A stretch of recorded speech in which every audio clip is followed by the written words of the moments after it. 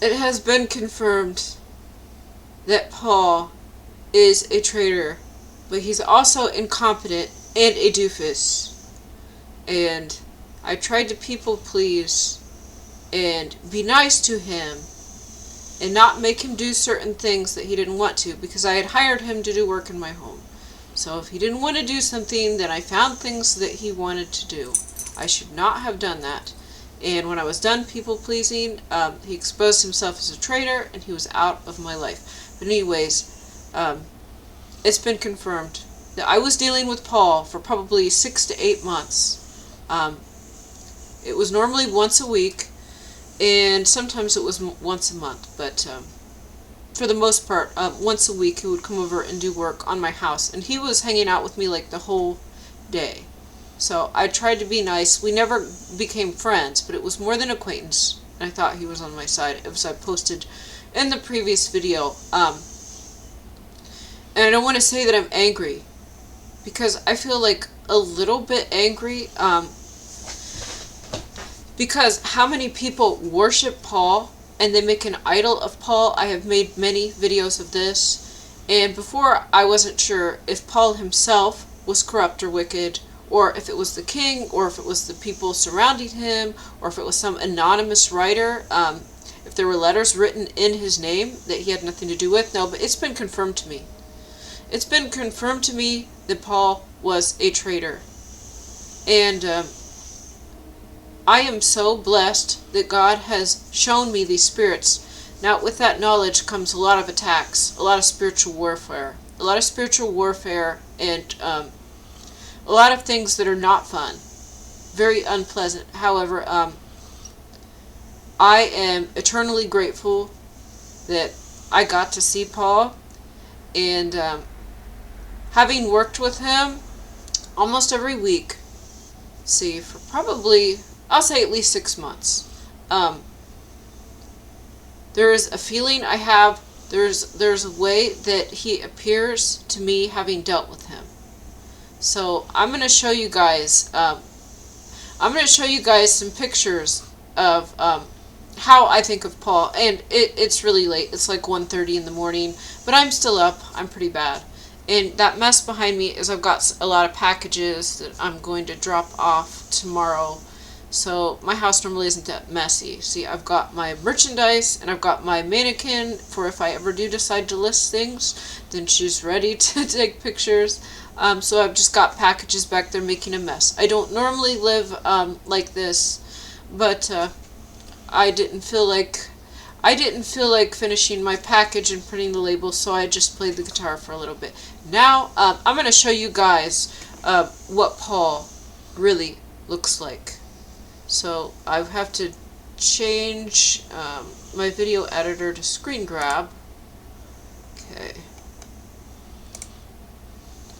Okay, so I'm going to show you what Paul looks like. Okay, let's see. This reminds me of Paul right there. Let's see. That one does as well.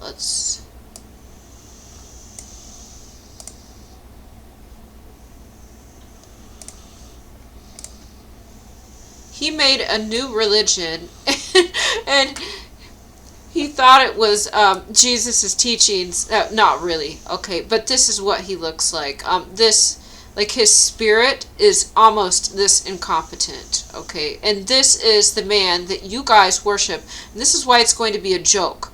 All the people that worship Paul, and all of the horrible things Paul says, which are like the exact opposite of Jesus' teachings, okay? This is what you are worshiping.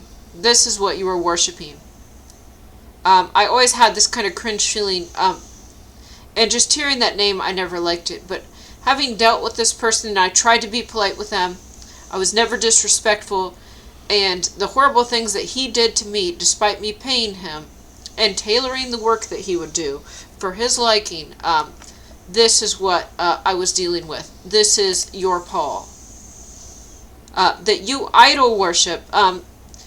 Many Christians that don't do the work, that don't read the book and research for themselves end up worshiping Paul, because the church will tell us to worship Paul. And the Pauline doctrine. The Pauline doctrine is, it doesn't matter if you sin, it doesn't matter how you live your life, it's just that you know the truth exists and the truth is real. And this is the same teachings as the Nicolaitans that worshipped Saint Nicholas, which was also idol worship and not belief in the one true living God, or following Jesus and the way. So Jesus' teaching was called the way. Let's see here. So this is the Paul of Tarsus that you guys are worshiping. And because I don't worship him too, you might think I'm a disbeliever. But God has called me to take care of this, and I need to hurry up and move on with my life.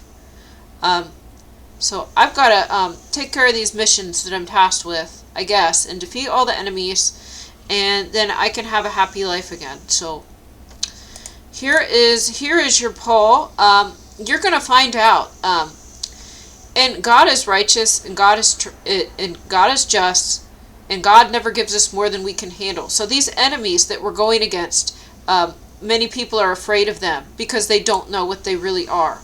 These are the demons and devils that you're dealing with, just like this. And actually, I think there was a cop that I ran into recently that was just like this. When you can see them and you can discern the spirits. The thing is that I can recognize the same spirit, but I don't always know which spirit it is and what their real name is. Sometimes I do. In this case, this spirit, his name actually was Paul. So this is what you are worshiping. When he tells you it doesn't matter if you sin, just that you know Jesus is real.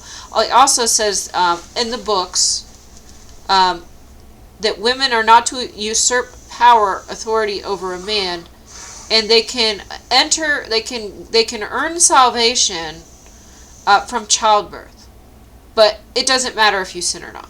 So like this is what you're dealing with. It makes no logical sense.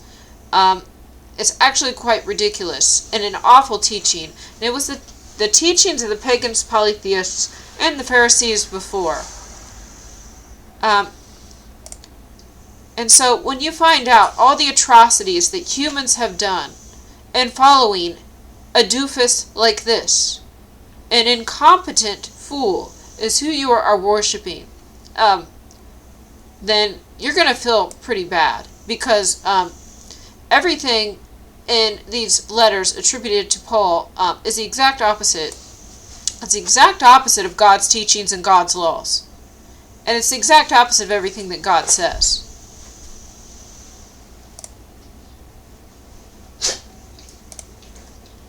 So here's your Paul of Tarsus. Okay, this is one of my missions here. The worst teaching of Paul of Tarsus, I don't know what it is. Yes, it does matter that we don't eat pork. We're not allowed to eat pork. I know, but that's a free will decision. I can't make anyone not eat pork. And if I made someone not eat it and they wanted to anyways, then they would probably still be living in sin. Because the point is that you want to be obedient to God and not to idol worship. By following Paul's laws instead of God's laws, you are idol worshiping. Idol worshiping. And the way that the language in these books talks about women is so awful. Like, we need to be silent and quiet and not usurp authority over men. And this is all lies and teachings by this guy right here. Oh wait, no, I'm sorry. This one right here. So the people that are idol worshiping Paul, they also want us to idol worship men by being silent and following them. When you know what God's law says, don't usurp authority over God. While at the same time, all of these atheists and disbelievers constantly try to do that by saying that they are God. Everyone is missing the point. I even heard somebody say that if you were with your God-ordained spouse, that would be idol worship because you might love them too much. But They are perfectly fine with being quiet and obeying their husbands and not usurping authority, which that is idol worship, making an idol out of their husband. Look at this. Look at this. So it doesn't matter how you live. It doesn't matter if you sin or not, just that you believe in Jesus. Well, why does Jesus say that it matters how we live? Then why does Jesus say the exact opposite thing? But yet you guys listen. You guys idol worship this idiot here, and you don't do what Jesus says.